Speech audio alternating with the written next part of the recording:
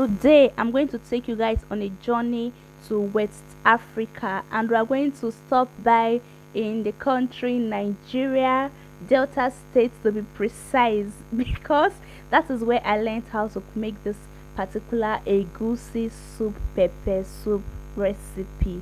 Or let me just say egusi pepper soup recipe, whichever one is actually easier for us to understand.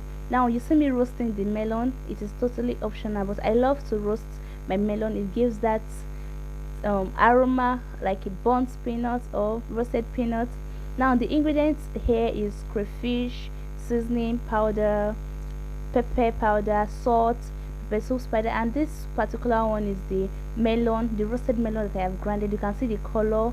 And this here, dried fish, dry catfish.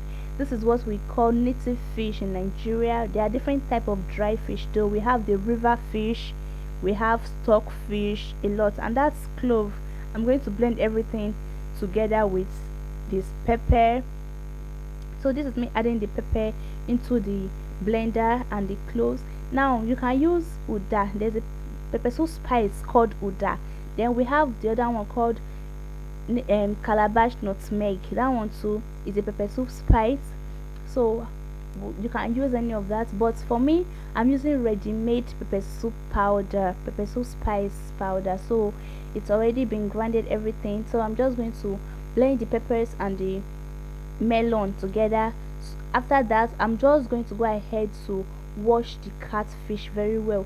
You know, those of us that buy stuff from the local Nigerian markets, if you very conversant with the Nigerians and its environs, you agree with me that most Nigerian markets are usually located along the road. Yes, they're usually along the roadside. You can just come down from your Okada or Keke or from your car, and you just stroll into the market, and you see all your stuff first, and everything is just usually shaded on the floor, on tables, no covers. So there is every tendency for dust to settle on these things we eat. Melon, ogbono, fish is very advisable for us to always wash our stuff very well, in order for us to eat healthy and not ending up eating lots and lots of dirt. So after washing, I'm going to rinse it for a few more times until the water runs clear, and then I'm going to go ahead to add it into a clean pot. After adding the fish into a clean pot, I'm going to add the pomo, which is the cow skin. I've cut it into smaller pieces, and mind you, you can use all the other protein of your choice.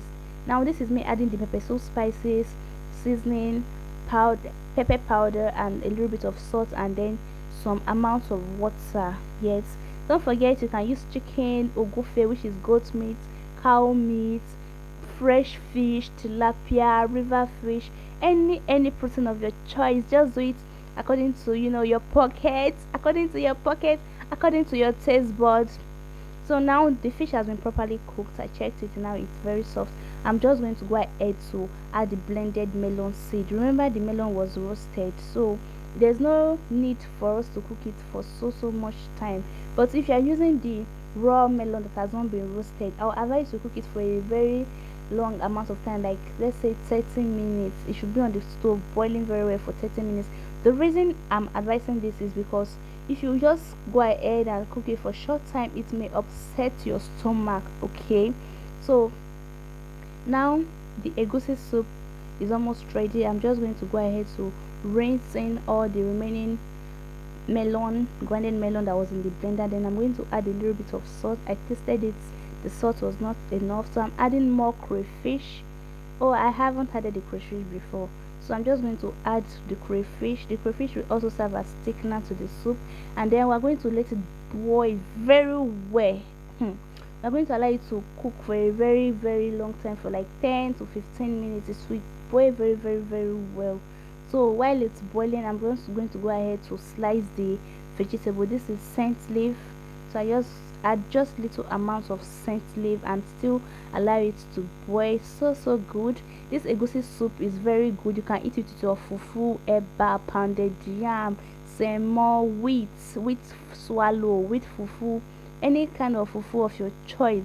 You can use it for your African food mukbang, or if you want to try something new, you don't want to use the frying method of cooking egusi soup, just try something new and you'll see you definitely love it. The major ingredient for this egusi soup is actually the pepper soup spice and the roasting of the melon. Those are the two major steps that you need to take note, when you want to cook this soup. If you get to try it and you love it, kindly leave me a comment in the comment section, and kindly send me a picture on my Facebook page, Bodesty's Kitchen. It's there. I usually share some of my live videos and behind the scene of how I make my food. Thank you. Click on the subscribe button for more videos. Modesty Kitchen with Sharon.